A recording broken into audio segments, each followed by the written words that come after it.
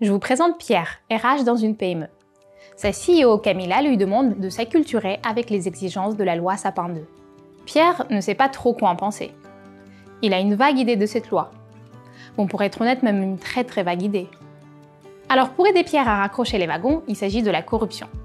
La corruption c'est mauvais, et tous les pays luttent contre. En France, 2 lois successives concernent ce sujet, la loi Sapin et Sapin 2. Et quand Camilla demande à Pierre de se renseigner sur les exigences de la loi Sapin 2, elle fait référence à l'obligation de mettre en place une démarche anticorruption issue de cette loi.